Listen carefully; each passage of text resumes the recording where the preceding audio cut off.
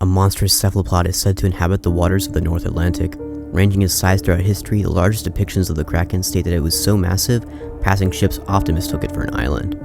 The Kraken was notorious for terrorizing the sailors who dared to venture through its territory and would frequently attack large vessels. In most historical accounts, the Kraken would attack ships by entrapping the hull with its tentacles, dragging it down to the water, and quickly capsizing the vessel, leaving its crew vulnerable.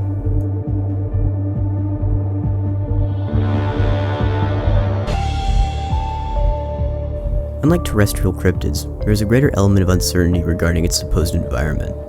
The ocean and its inhabitants appear more alien to us, and it is this unfamiliarity that makes stories of sea monsters feel more conceivable and consequently more terrifying. The Kraken is part of some towns' cultures, and many events come from the belief of the Kraken. For example, in the small town of Puget Sound, a contest was run to win a lifetime ferry pass for anyone that could use scientific insight to discover the Kraken and accurately draw it.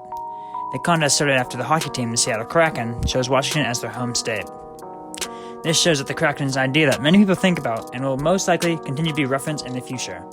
The Kraken has become a part of the culture in Washington and many other places in the world, showing its influence on society. H.P. Lovecraft's stories have become widely popular and many people still reference them today. One of the most popular one is The Call of Cthulhu. Cthulhu is inspired from the idea of the Kraken and matches the description of it. In the novel, Lovecraft describes it as a monster of vaguely anthropid outline, but with octopus-like head, whose face was a mass of feelers, a scaly, rubbery-looking body, prodigious claws on hind and forefeet, and long, narrow wings behind. This description roughly matches that of the Kraken, and has brought the idea of Kraken into the current times as the story is popular and continues to be adapted into different types of media. Ever since the myth of the Kraken existed, it has been adapted time and time again into various forms and has become a part of the mystery of the ocean. The highly popular film franchise, The Pirates of the Caribbean, mainly follows a group of pirates and their various adventures throughout the seas. One of the main dangers that they face in the second film is the Kraken, almost taking down their boat and killing the crewmates. This film was seen by millions of people, highly popularizing the Kraken and bringing the idea of the Kraken into the modern ages. As the Kraken continues to appear in different forms of entertainment, the mystery will continue to live on as different generations continue to make it a part of their culture. When most people think of the word Gothic, they wouldn't typically think of literature. However, Gothic literature and its elements are still around and can be applied to many things new and old. For example, many different Gothic elements can be applied to the Kraken. The first and most obvious element present in the narrative surrounding the Kraken is the supernatural nature of it. The Kraken, as well as almost all other cryptids, is inherently supernatural. There are many things about the Kraken that cannot be explained through our current understanding of nature. For example, the Kraken was said to have been confused for an island, which is a trait that no currently known animal has. One other fairly direct element from Gothic literature that applies to the Kraken is the grotesque. Anything that is repulsive or in general unpleasant to look at would be considered grotesque. This is one of the main premises of the Kraken because of its inherently monstrous nature, and is exemplified in things such as the Pirates of the Caribbean film mentioned earlier. Another element from Gothic literature that is present in the narrative surrounding the Kraken is the wilderness.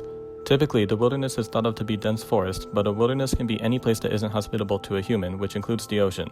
The Kraken lives in the ocean, so naturally this element applies. The legend of the Kraken is a very interesting case because of how little information there is to go off of due to the fact that the Kraken lives in the ocean. This means that unlike most cryptids, the Kraken actually could have existed as a species.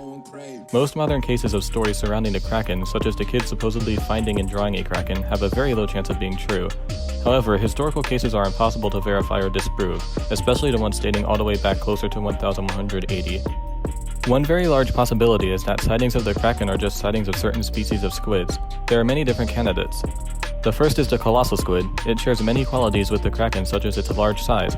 However, colossal squids aren't active predators and only live in Antarctic oceans, whereas the origins of the Kraken legends lie in the Scandinavian seas. The next candidate is the Humboldt squid. These are much more aggressive than colossal squids and have been known to attack humans. However, their size and length reaches at most 6 feet, so they don't match the descriptions of the Kraken. The most likely candidate is the giant squid. The giant squid is massive, is an active predator, and lives across the entire planet. The only main issue with the giant squid is that scientists have theorized that ocean vehicles scared them off, which contrasts the Kraken in how it actively attacks man-made vessels. In the end, it will probably never be possible to confirm whether or not the Kraken had ever existed. The ocean is incredibly vast and humans have only been able to explore 5% of it as of right now. Any evidence could be hiding in the other 95% and we would never know it. Chances are, the mysteries of the ocean and the Kraken will remain mysteries forever.